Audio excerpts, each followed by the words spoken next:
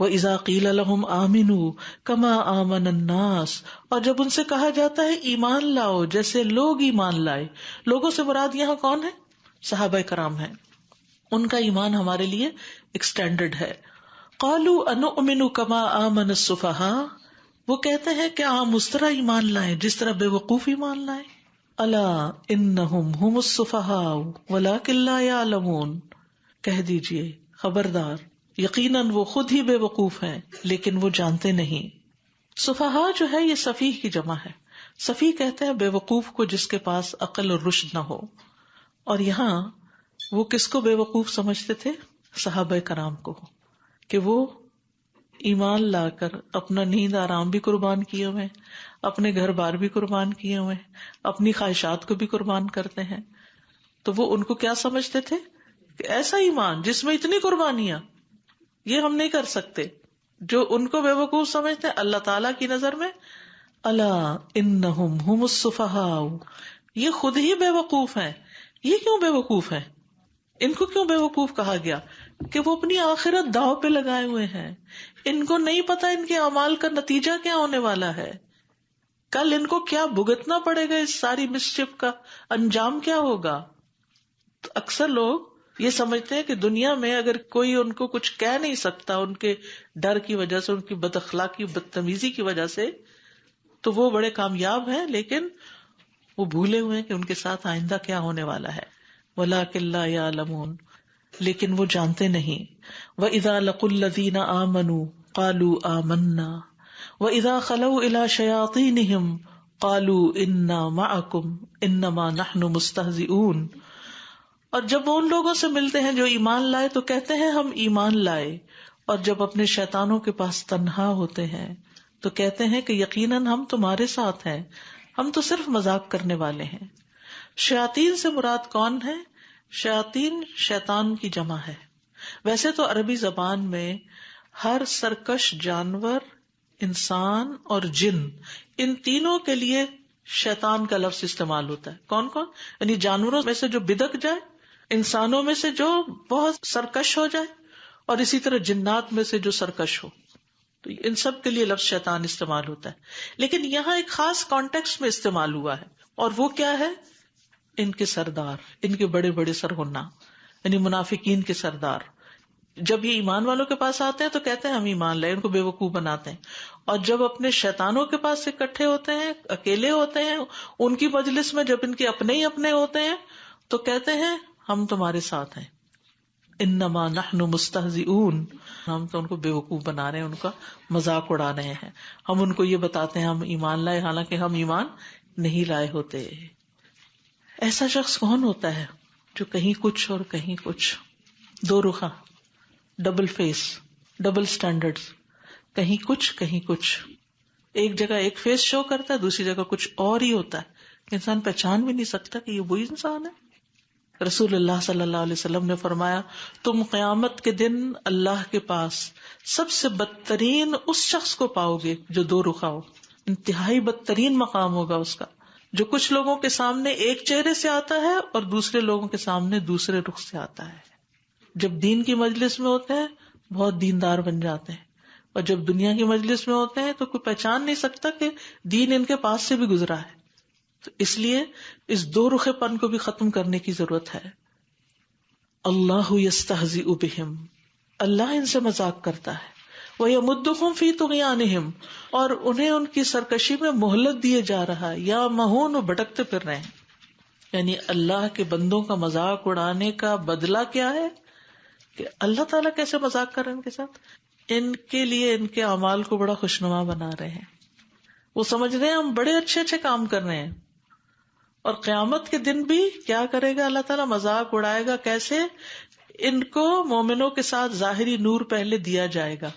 جب مومن حشر کے میدان کے اندھیرے میں چلنا شروع کریں گے اپنے نور میں، تو منافقین کا نور یکا یک بجھ جائے گا، اور روشنی کے بعد وہ اندھیرے میں حیران پریشان ہو جائیں گے.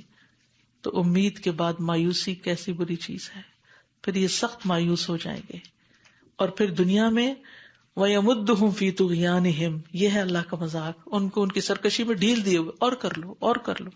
جب انسان ایک گناہ کرتا ہے نا اور اس کی پکڑ نہیں ہوتی تو وہ کہتا ہے ٹھیک ہی ہوگا، پھر وہ دگنا کرتا ہے، پھر دگنا، پھر اور زیادہ اس میں شیر ہو جاتا ہے، اور پھر انسان گناہوں میں اندھا ہو جاتا ہے، یا مہون، بھٹکتے پھر رہے ہیں، یعنی ان کے دل بھی اندھے ہو چکے ہیں اور ان کی نگاہیں بھی اندھی ہو چکی ہیں کہ وہ صحیح اور غلط کا فرق نہیں پہچانتے، ان کو پتہ ہی نہیں چلتا وہ کیا کر رہے ہیں، وہ سمجھتے ہم ٹھیک کر رہے ہیں۔ یہ انتہا درجے کی گمراہی ہے کہ جس میں انسان غلط ہوتے ہوئے اپنے آپ کو ٹھیک سمجھ رہا ہو، یہ اپنے آپ کو دھوکہ دینا ہے، یعنی انتہائی میزریبل کنڈیشن ہے ان کی۔ ہم سب کو بھی ڈرنے کی ضرورت ہے، کہیں ایسا تو نہیں ہم اپنے کسی بھی کام کو جو غلط ہو حقیقت میں اللہ کی نگاہ میں ہم اس کو ٹھیک سمجھ کر رہے، نہیں یہی ٹھیک ہے۔ بھی آپ کیسے فتویٰ لگا سکتے کہ ٹھیک ہے جب اللہ کی نگاہ میں وہ ٹھیک نہ ہو، جب وہ قرآن کی صریح مخالفت ہو، جب سنت رسول صلی اللہ علیہ وسلم کی صریح مخالفت ہو، تو آپ کیسے اس کو صحیح کہہ سکتے ہیں؟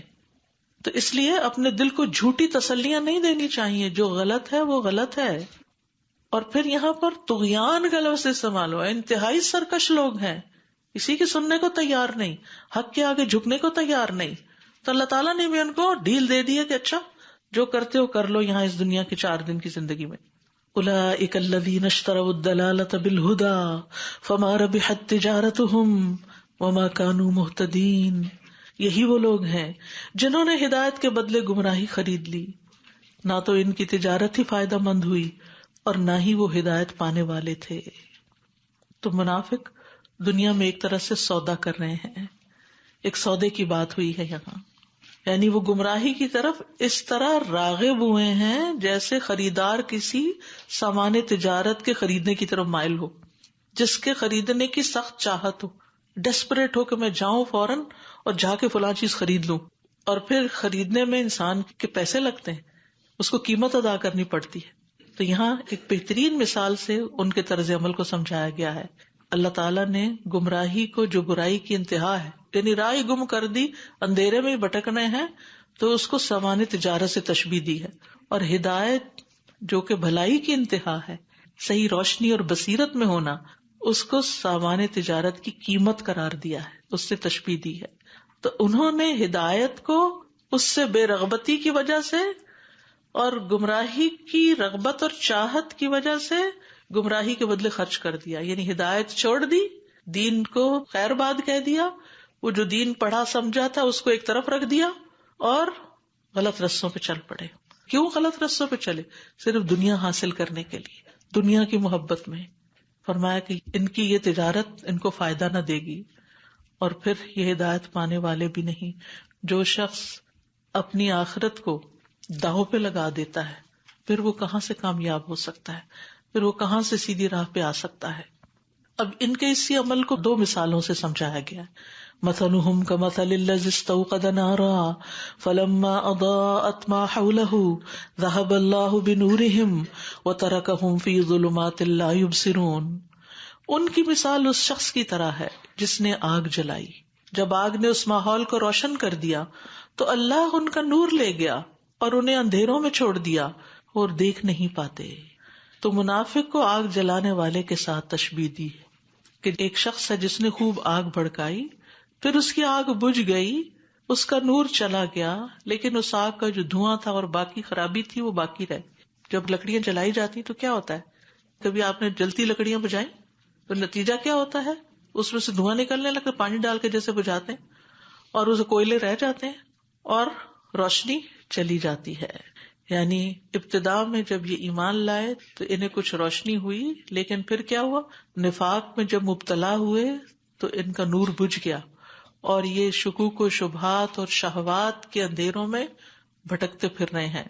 یعنی بظاہر ایمان لانے سے انہیں دنیا میں کچھ عزت حاصل ہوئی مسلمانوں کے ہاں، کوئی ان کے رشتے ناتے ہوئے، کوئی ان کے وارث بنے، مال غنیمت حاصل کی اور بہت سے فائدے حاصل کیے، لیکن جو ہی فوت ہوئے تو وہ سب کچھ چلا گیا۔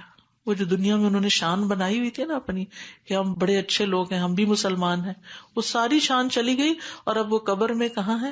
اندھیروں میں، اور ان کے پاس کوئی فائدے کی چیز نہیں، کوئی راحت اور کوئی آرام نہیں ہے، بس وہ کوئلے ہے، وہ آگ ہے، وہ دھواں ہے، وہ اندھیرا ہے۔ اور پھر یہ ظلمات کی بات ہوئی، وَتَرَكَهُمْ فِي ظُلُمَاتٍ، یعنی ایک اندھیرا نہیں کہ دل کے بھی اندر اندھیرے ہیں اور آنکھیں بھی اندھی ہیں، وہاں بھی اندھیرا ہے، اور پھر دین کا علم بھی نہیں، وہ بھی اندھیرا ہے، اور پھر نتیجہ کیا ہے؟ قبر کا اندھیرا ہے۔ اللہ کا کلام روشنی دینے والا ہے، یہ دین روشنی دیتا ہے، اللہ کی شریعت روشن ہے۔ اور پھر منافق کے لیے دنیا کے اندھیروں کے بعد موت کے بعد کا اندھیرا، اور پھر قیامت کے دن بھی اندھیرے ہوں گے۔ رسول اللہ صلی اللہ علیہ وسلم نے فرمایا، قیامت کے دن ہر ایک آدمی کو، خواہ منافق ہو یا مومن، ایک نور ملے گا، لوگ اس نور کے ساتھ چلیں گے، جہنم کے پل پر آنکڑے اور کانٹے ہوں گے، جن کو اللہ تعالیٰ چاہیں گے وہ ان کو پکڑ لیں گے، پھر منافقوں کا نور بجھ جائے گا اور مومن نجات پا جائیں گے۔ ذہب اللہ بنورہم وترکہم فی ظلمات۔ اور آپ کو پتہ ہے دوزخ بھی کیا ہے؟ اندھیری ہے، اندھیری ہے۔ اللہ اکبر۔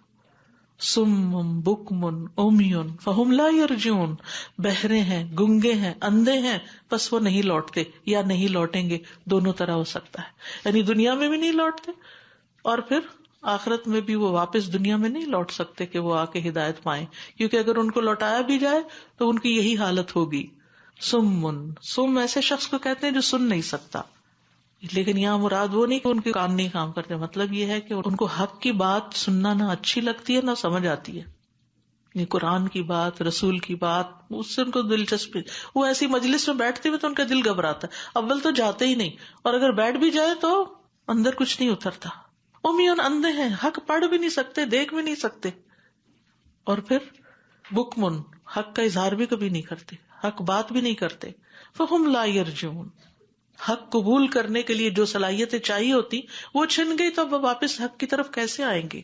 حق کی طرف آنے کے لیے تو آنکھیں اور کان کھلے رکھنے پڑتے ہیں، مسلسل انسان کو علم حاصل کرنا پڑتا ہے، اور صرف پڑھ کے نہیں بلکہ سن کے دلوں پہ اتارنا پڑتا ہے، اور اگر کوئی ایسا نہ کرے تو پھر وہ اندھیروں میں چلا جاتا ہے۔ دوسری مثال، او کصیب من السماء فیہ ظلمات ورعد وبرق یجعلون اصابعهم فی آذانہم من الصواعق حذر الموت واللہ محیط بالکافرین۔ یا ان کی مثال آسمان سے اترنے والی زوردار بارش کی طرح ہے، جس میں اندھیرے ہیں اور گرج ہے اور چمک ہے، وہ کڑاکوں کے باعث موت کے ڈر سے اپنی انگلیاں اپنے کانوں میں ڈال لیتے ہیں، اور اللہ کافروں کو گھیرنے والا ہے۔ رات ایسی آواز ہوتی ہے جو بادل سے سنائی دیتی ہے، برق ایسی چمکدار روشنی ہوتی ہے جو بادلوں کے ساتھ دیکھی جا سکتی ہے، اور سوائق، سائقت ان کی جمع ہے، بجلی کے ایسے کڑکے ہیں جس پر پہنچتے ہیں اسے ہلاکی کر دیتے ہیں۔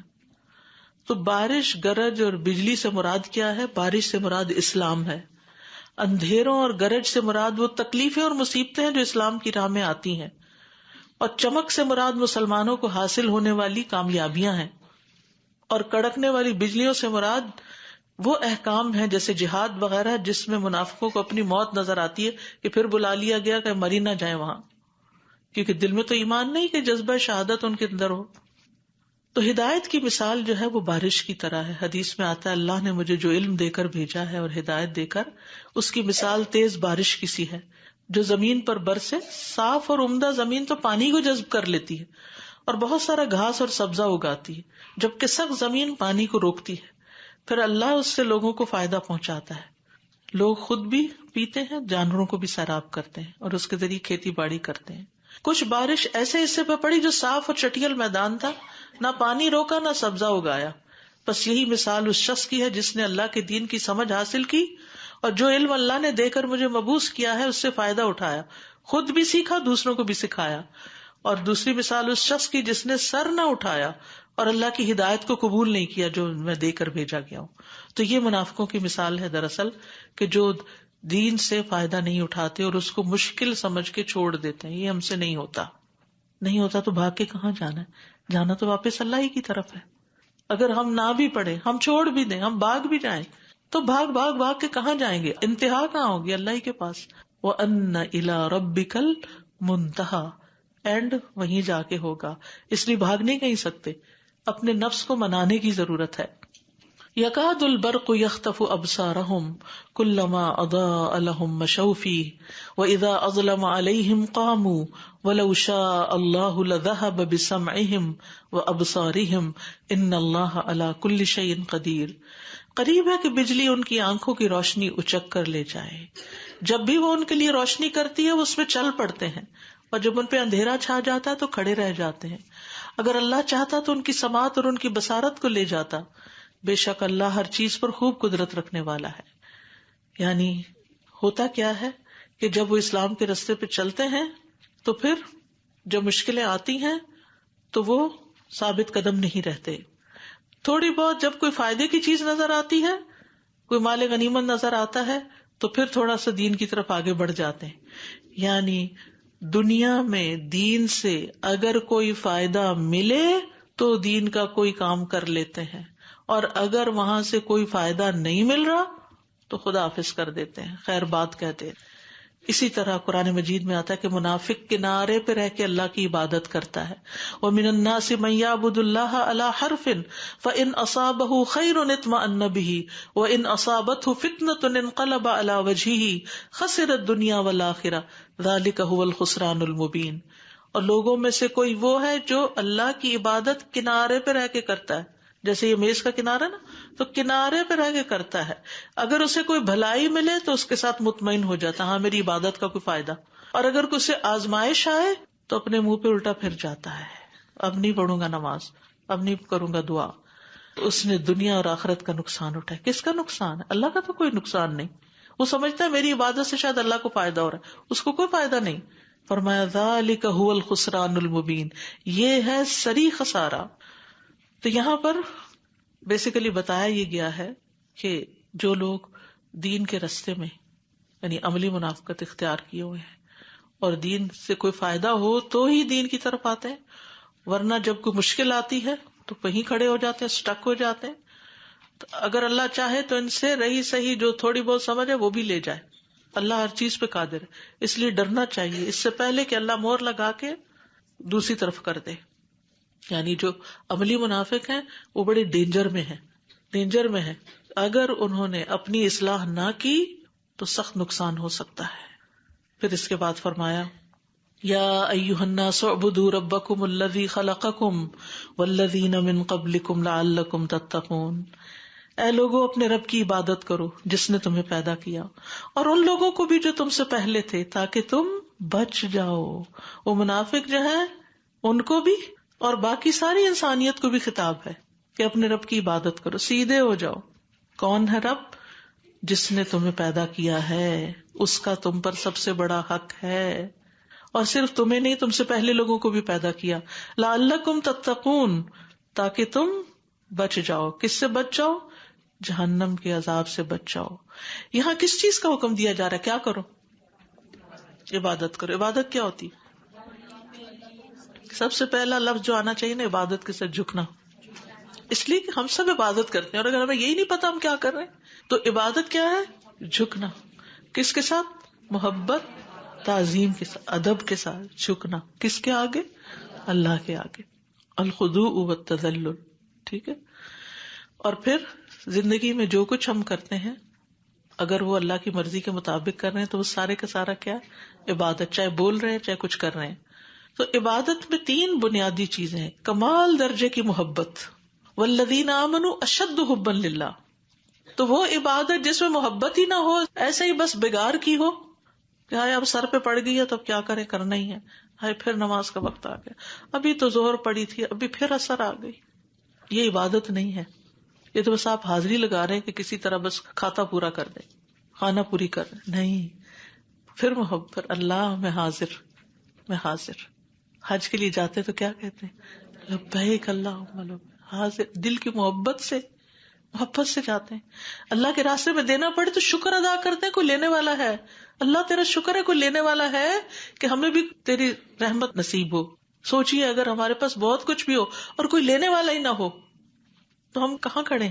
تو اس پر بھی شکر ادا کر. یعنی دے کے کوئی اسے نیکی کی توفیق نصیب ہو جائے تو کہتے اللہ تیرا شکر ہے تو نے مجھ سے یہ کام لے لیا. اس میں تکبر نہیں کرتا جیسے شیطان نے اپنی عبادت پہ تکبر کر لیا تھا. اور دوسرا ہے کمال درجے کی امید، اللہ سے حسن ظن رکھنا کہ اللہ مجھے امید ہے تو میری کوشش قبول کر لے گا. اور تیسرا ہے کمال درجے کا خوف. تو جب انسان یہ ساری چیزیں اللہ سے وابستہ کرتا ہے تو ہی اللہ کے آگے صحیح معنوں میں جھکتا ہے. تو کیوں کرو عبادت؟ کیونکہ وہ رب ہے نا ہمارا، اس نے سب کچھ دیا ہے. یہ جسم اسی نے دیا، یہ عقل اس نے دی، یہ بولنے کی طاقت اس نے دی، یہ کھانا پینا اس نے دیا، یہ اولاد، یہ شوہر، یہ بال بچے، یہ سب کچھ اسی نے دیا. میرے پاس جو بھی ہے زندگی میں، چاہے وہ علم ہے، چاہے وہ عمل کی توفیق ہے، کسی نیکی کی توفیق ہے، وہ سب کہاں سے آئی؟ وما بکم من نعمت فمن اللہ. تمہارے پاس کوئی بھی جو نعمت ہے سبھی اللہ نے دی ہیں. اللہ تو نے مجھے دی، کتنے محروم ہیں دنیا میں، تو نے مجھے دی. جس بندے کا یہ رویہ ہوگا وہ نعمتوں پہ شکر ادا کرے گا اور ان کو صحیح استعمال کرے گا. ورنہ لوگ نعمتوں پر بھی کوستے رہتے ہیں، یہ نہیں تو وہ کیوں ہے، اور وہ کیسا ہے، اور یہ کیسا ہے. تو پھر اللہ سبحانہ وتعالیٰ ساری مخلوق کو حکم دیتے ہیں کہ اپنے رب کی عبادت، اپنے رب کی، اپنا ہے وہ، اس کو اپنا سمجھو. اصل میں ہم نے اور بہت اپنے بنائے ہوئے نا، اس کا درجہ بہت پیچھے چلا گیا ہے. سب سے پہلے اس کو رکھیں گے تو پہلے اسی کی مانیں گے، ورنہ اوروں کی پھر مانتے چلے جاتے ہیں، چاہے وہ صحیح ہے یا غلط ہے. اور پھر یہ کہ تمہارا وجود اس نے دیا ہے، جو کچھ بھی تم ہو تم اس کی وجہ سے ہو، اس لیے اسی کے آگے جھک جاؤ. جان دی ہی اسی کی تھی، حق تو یہ کہ حق ادا نہ ہوا. ساری زندگی بھی سجدے میں پڑے رہے تو حق ادا نہیں ہوتا. تو اللہ تعالیٰ عبادت کی لاجک بھی سمجھا رہے ہیں کہ کیونکہ اس نے تمہیں پیدا کیا، اس کا حق ہے تم پر، اور اس نے تمہیں پیدا بھی اپنی عبادت کے لیے کیا. وما خلقت الجن والانس الا لیعبدون. رسول اللہ صلی اللہ علیہ وسلم نے فرمایا، اللہ تعالیٰ فرماتے ہیں اے ابن آدم تم اپنے آپ کو میری عبادت کے لیے فارغ کر لو، میں تمہارے دل کو بے نیازی سے بھر دوں گا، تمہارا فقر دور کر دوں گا. لیکن اگر تم ایسا نہیں کرو گے میں تمہارے دل کو مشغول کر دوں گا، اور اس کے باوجود تمہارا فقر دور نہیں ہوگا. کون ہے وہ رب؟ الذی جعل لکم الارض فراشا والسماء بناء وانزل من السماء ماء فاخرج به من الثمرات رزقا لکم فلا تجعلوا للہ اندادا وانتم تعلمون. وہ جس نے تمہارے لیے زمین کو فرش اور آسمان کو چھت بنایا اور آسمان سے پانی نازل کیا اور اس سے تمہارے لیے پھل بطور رزق پیدا کیے، پس تم اللہ کے ساتھ کسی کو شریک نہ ٹھہراؤ حالانکہ تم جانتے ہو. تو عبادت کے واجب ہونے کی وجہ یہاں کیا بتائی گئی کہ اللہ نے تمہیں بڑی نعمتوں سے نوازا ہے، ظاہر اور باطن میں بہت کچھ عطا کیا ہے.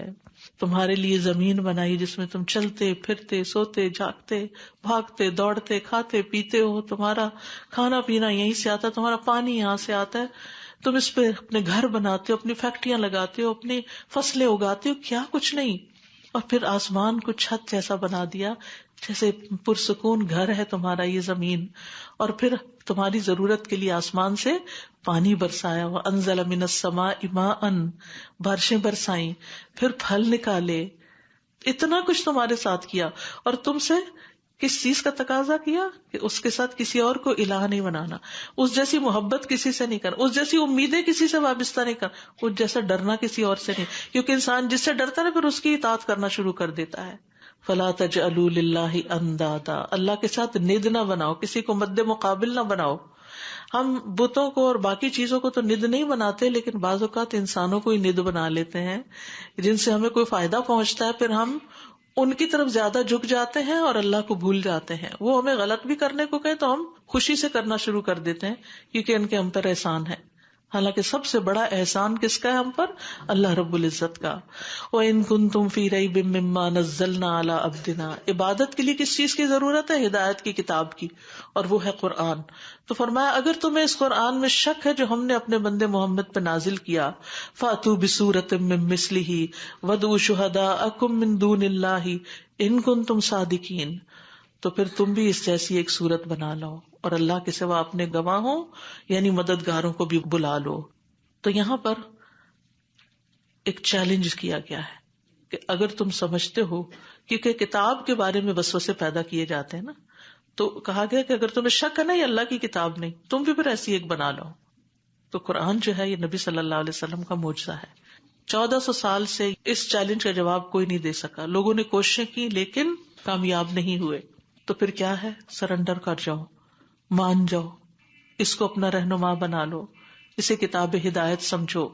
فَإِن لَّمْ تَفْعَلُوا وَلَن تَفْعَلُوا فَاتَّقُوا النَّارَ الَّتِي وَقُودُهَا النَّاسُ وَالْحِجَارَةُ أُعِدَّتْ لِلْكَافِرِينَ. پھر اگر تم نے ایسا نہیں کیا اور تم ہرگز نہ کر سکو گے تو بچو اس آگ سے جس کا ایندھن انسان اور پتھر ہے، جو کافروں کے لیے تیار کی گئی. شروع میں بھی کہا گیا نا اس کتاب میں کوئی شک نہیں، اور یہاں کیا بتایا گیا کہ یہ اللہ کی طرف سے، اس بات میں کوئی شک نہیں. اور اگر تمہارے دلوں میں شک ہے کہ یہ پتہ نہیں صحیح ہے کہ نہیں، تو پھر نتیجہ کیا ہوگا؟ پھر آگ کے لیے تیار رہو، وہ جس کا ایندھن انسان اور پتھر. انسانوں کے اندر سے آگ بڑھ گئی، انسان خود فیول بن جائیں گے. اور اس کے علاوہ لکڑیاں نہیں بتائیں، پتھر بتائے. کہتے ہیں کہ جہنم کی جو سرفیس ہے نا، جو نیچے زمین ہے، وہ پتھروں والی ہے. پتھر کیوں؟ اور پتھر بھی کون سے؟ گندھک کے پتھر، جلیں تو بو آئے، ایسی کہ جو برداشت نہ ہو. کبھی آپ نے ٹائر جلتے اسمیل کی ہو؟ یہ سڑکیں بنتی ہیں تو کبھی آپ کے چھت بن رہے ہوں تو اس کی جو اسمیل آتی ہے نا، وہ تارکول کی اسمیل ہوتی ہے. یعنی وہ جلاتے ہیں نا اس کو، تو پھر اس میں سے جو اسمیل آتی ہے، تو جہنم میں ان پتھروں کے جلنے کی اسمیل آئے. پھر یہ تیزی سے بھڑکتے ہیں، ان سے شعلے نکلتے ہیں. پھر یہ ہے کہ یہ پتھر جو ہیں یہ چپک جاتے ہیں، یہ تارکول چپک جاتی ہے، اسی لیے اس کو استعمال کیا جاتا ہے کہ وہ چھتیں انٹیکٹ رہے، تو پانی نہ اندر جائے. تو ایسے پتھروں کو بیچ میں ڈالا جائے گا، یا ان پتھروں پہ وہ ہوں گے کہ جس کے بعد کوئی چین کی زندگی نہ ہوگی. اس لیے اس کتاب پہ کوئی شک نہ کرنا. عزیز بہنوں، آج ہم تو نہیں کرتے، لیکن ہماری اولادیں کہاں جا رہی ہیں، اور یہ انجام کتنا بھیانک ہے قرآن کے بارے میں شک کرنے کا، کہ پتہ نہیں اللہ کی کتاب ہے کہ نہیں. ان کے ایمان کے لیے ہمیں جان کی بازی لگا دینی چاہیے. وہ ہماری قیمتی ترین متاع ہیں، ہماری اولادیں، ہمارے بچے. یہ ہمارے اوپر ذمہ داری عائد ہوتی ہے، لیکن یہ اسی وقت ہوگا جب پہلے ہمارے اندر ایک کنوکشن ہوگی، جب ہم خود اس پر ایمان لانے والے ہوں گے، اور وہ ایمان ہماری عملی زندگی میں جھلک رہا ہوگا کہ ہماری سب سے بڑی پرائرٹی یہی ہے، ہمارا دین سب سے قیمتی پونجی. جب دنیا سے محبت ہماری قیمتی پونجی ہو جائے تو پھر یہ باقی چیزیں کیا رہیں. وَبَشِّرِ الَّذِينَ آمَنُوا، جو ایمان لائیں اس کتاب پہ اور اللہ پہ اور اللہ کے احکامات پہ، وَعَمِلُوا الصَّالِحَاتِ، اور نیک عمل کریں. کیونکہ خالی ایمان نہیں، خاص تخصیص کی گئی کہ نیک عمل بھی چاہیے. ان لہم جنات، ان کے لیے تو باغ ہیں، تجری من تحتها الانہار، جن کے نیچے نہریں بہ رہی ہیں. کلما رزقوا منها من ثمرۃ رزقا، جب انہیں ان باغوں میں سے کسی قسم کا پھل کھانے کو دیا جائے گا، قالوا، تو وہ کہیں گے، ھذا الذی رزقنا من قبل، یہ تو وہی ہے جو اس سے پہلے بھی ہم دیے گئے تھے. وَأُتُوا بِهِ مُتَشَابِهًا، اور انہیں اس سے ملتے جلتے پھل دیے جائیں گے. وَلَهُمْ فِيهَا أَزْوَاجٌ مُطَهَّرَةٌ، اور ان کے لیے اس میں پاکیزہ بیویاں ہوں گی. وَهُمْ فِيهَا خَالِدُونَ، اور وہ ان باغوں میں ہمیشہ رہنے والے ہیں. نبی صلی اللہ علیہ وسلم کو کہا جا رہا ہے کہ آپ انہیں بشارت دے دیجئے. بشر، بشارت ایسی خبر ہوتی ہے جو انسان کو خوش کر دے، تو خوش ہو جائیں کہ ایمان لا کر عمل کر کے کیا کچھ ملنے والا ہے. جہاں ہم جہنم سے ڈرتے ہیں، وہاں جنت کی بشارت پہ خوش بھی ہونا چاہیے. بشارت وہ خبر ہوتی ہے کہ جس کے بعد چہرے پر ایک رونق آتی ہے، چہرہ چمک اٹھتا ہے، انسان کا نفس خوش ہو جاتا ہے کہ الحمدللہ اللہ نے ایمان کا اتنا بڑا صلہ بھی رکھا ہے. اور دوسرا یہ کہ یہاں ایمان اور عمل صالح کو لازم و ملزوم بتایا گیا. عمل صالح وہ ہوتے ہیں جو اللہ کے لیے خالص ہوں اور شریعت کے موافق ہوں اور اللہ کی محبت کے ساتھ کیے جائیں، کیونکہ جو کام محبت کے بغیر کیا جاتا ہے نا، وہ بس ایک مشینی کام ہوتا ہے. تو ایسے لوگوں کے لیے پھر انعام و اکرام بھی بہت بڑا ہے کہ انہیں ایسے باغ ملیں گے جن کے نیچے نہریں ہوں گی. وہ جنت کی نہریں جو ہے وہ ان درختوں کے نیچے ہوں گی، اور انہی نہروں سے وہ درخت سیراب ہوں گے اور طرح طرح کے پھل اگائیں گے، اور وہ نہریں جہاں چاہیں گے لے جائیں گے، جس طرف چاہیں گے انہیں پھیر لیں گے. یہ پانی، دودھ، شہد اور شراب کی نہریں ہوں گی، اور پھر وہاں کے پھل بھی انہیں دیے جائیں گے، اور وہ ملتے جلتے ہوں گے. یا تو یہ کہ دنیا کے پھلوں سے جیسے نام وغیرہ جنت کے پھلوں کے آتے ہیں، رمان اور کھجور وغیرہ، انگور. یا دوسرا یہ بھی کہا جاتا ہے کہ صرف ناموں کی حد تک مشابہت ہوگی، ان کا مزہ کچھ اور. یہ بھی کہا جاتا ہے کہ جنت کے جو بچے سرو کر رہے ہوں گے، غلمان، وہ جب ایک سرونگ سرو کر کے جائیں گے، دوبارہ پھر لے آئیں گے تو وہ کہیں گے یہ تو ہم کھا چکے ہیں. کہ نہیں، بظاہر ایک جیسے لگ رہے ہیں، آپ کھا کے دیکھیں اس کا ٹیسٹ اور ہے. تو ہر دفعہ کی سرونگ میں ایک نیا ٹیسٹ ہوگا.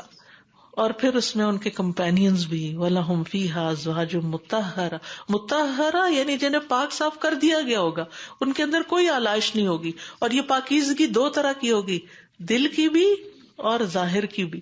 خوبصورتی بھی ہوگی، صفائی بھی ہوگی، کہیں سے کسی قسم کی کوئی گندگی. اب آپ دیکھیں دنیا میں ناک سے، کان سے اور سیکریشنز وغیرہ ہوتی رہتی ہیں، nothing like that، انتہائی صاف ستھری. اور یاد رکھیے یہاں پر جو بیوی کی خوبی بتائی جا رہی ہے نا، اس کا صاف ستھرا ہونا ہے. بہت سے گھروں میں جو شوہر بیوی کے درمیان فساد پیدا ہو جاتے ہیں، اس میں ایک وجہ یہ بھی ہوتی ہے کہ عورتیں سب کا خیال رکھتے رکھتے اپنے آپ کو بھول جاتی اور شوہر کے لیے اپنے آپ کو تیار نہیں کرتی. تو جنت کی بیویوں کی خوبی کیا ہے؟ ازواج مطہرہ، پاکیزہ صاف ستھری بیویاں. وہم فیہا خالدون، اور وہ اس میں ہمیشہ رہیں گے، جس نعمت کا کبھی زوال نہیں ہوگا. موت کو ذبح کر دیا جائے گا،